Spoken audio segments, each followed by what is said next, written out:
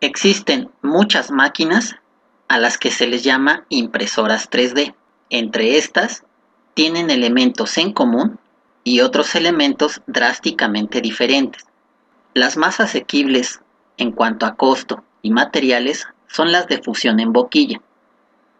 Su principio es que hay una boquilla que se mueve en los espacios X, Y y Z. Esta boquilla se calienta, a través de ella pasa algún filamento, normalmente plástico, y va colocando sobre una cama de impresión diferentes capas. Funciona muy parecido a una impresora de tinta. La impresora de tinta hace solo una capa sobre el papel. Estas, a partir de moverse en el eje Z o de la altura, puede poner varias capas y así lograr tridimensionalidad. Tenemos las que fusionan el material, pero en un depósito. Hay partículas de polvo, podría ser polvo de metal, se coloca una capa de esas partículas y por diferentes medios, por ejemplo, rayos láser, se derriten para que se fusionen. Una vez que están fusionadas, baja la cama para que se coloque otra capa y se repite el proceso. Capa, fusión, movimiento en Z, capa, fusión. Así se consigue tridimensionalidad. También las hay que trabajan con resinas fotosensibles. Supongamos que todo esto es un líquido fotosensible, o sea, que al tener contacto con cierto tipo de luz se solidifica. Entonces tenemos un depósito donde está toda la resina, una cama de impresión que inicialmente está hasta este nivel, se expone cierta parte de la resina a la luz. Cuando esa parte está catalizada, este mecanismo sube y así se va formando la tridimensionalidad por capas. La catalización de resinas puede ocurrir por medio de luz o por medio de componentes químicos, que al entrar en contacto entre ellos se solidifican. Esto ha permitido otra opción de depósito de material, de una cama donde está el material. Sobre este material se colocan los dos componentes que solidifican la resina y así atrapa entre ellas las partículas de polvo. Así se va solidificando una capa, este componente baja, se vuelve a poner otra capa, se vuelven a poner los componentes de la resina y así gradualmente, capa por capa, se va formando la tridimensionalidad. En este sistema, incluso, podría haber una tercer boquilla que imprima color. Entonces no solo tendremos figuras sólidas, se podrían tener sólidas y coloreadas con información que venga del software tridimensional. Vamos a resaltar las diferencias y elementos en común de diferentes sistemas de impresión. Supongamos que quiero materializar esta pieza, vista de perfil y como en una especie de corte longitudinal, se vería de esta manera. Se vería algo así. Una de las cosas que tienen en común todos los sistemas es que van a resolver a partir de capas. O sea, se va a generar una capa de material, luego se generará otra capa y así hasta conseguir toda la figura. El grosor de estas capas puede variar. Esa es la resolución de altura. Mientras menor sea la altura de la capa, podremos evitar estos escalones en caras oblicuas al eje de impresión, como esta. En la impresión por boquilla, se desplazará por el espacio, haciendo toda la figura hasta terminar la primera capa, en los ejes X y Y. Una vez terminada esta capa, subirá a la siguiente capa y hará toda la forma con sus paredes exteriores y su relleno.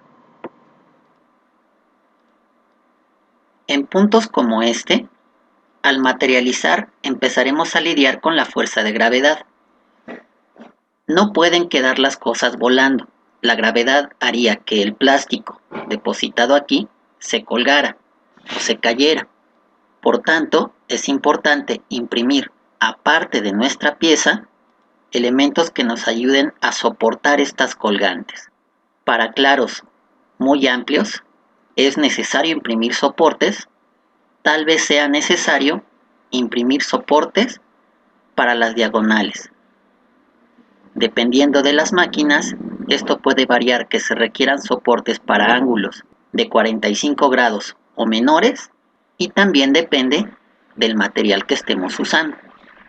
En los sistemas donde tenemos algún tipo de polvos metálicos o de calcio, el proceso también se lleva a cabo capa por capa. Se coloca una capa de polvo en la zona donde hay figura tridimensional. Se cataliza o se fusiona mediante láser para lograr así una de las capas. Gradualmente, toda la figura será un elemento sólido. Aquí los soportes no son necesarios porque el resto del material hace de soporte. Quizá lo que sea necesario es, para gastar menos material, hacer figuras huecas y que en nuestro diseño haya algún tipo de hueco que permita por él salir el material no fusionado o catalizado. En los sistemas de catalización de resina por luz, se va exponiendo la parte más baja del depósito de resina a haces de luz específicos, ultravioleta con mucha frecuencia, para ir solidificando poco a poco cada capa. Hay un elemento mecánico al que está pegada la pieza, también por la misma catalización, que se va desplazando hacia arriba y gradualmente la figura va saliendo del depósito. Aquí también, a medida que aumenta la catalización de la pieza, aumenta el peso que está soportando esta zona de nuestra figura. Si nuestra figura es muy grande y no hay una superficie suficientemente grande de contacto, es probable que se despegue, caiga en el depósito y se rompa el proceso. Entonces, también aquí es necesario soportes para que la superficie de contacto con mi cama de impresión sea lo suficientemente grande para soportar el peso del resto de la pieza. En las impresiones por filamento hay máquinas que pueden imprimir con un material distinto, soportes y pieza. Los soportes, después metiéndose en otra sustancia, se pueden disolver, pero estas máquinas son más caras. Con mucha frecuencia tenemos que remover estos soportes a mano. Será importante considerar en nuestro diseño dónde irán soportes para que sean accesibles a pinzas, alicatas y otras herramientas que se usan para retirar los soportes.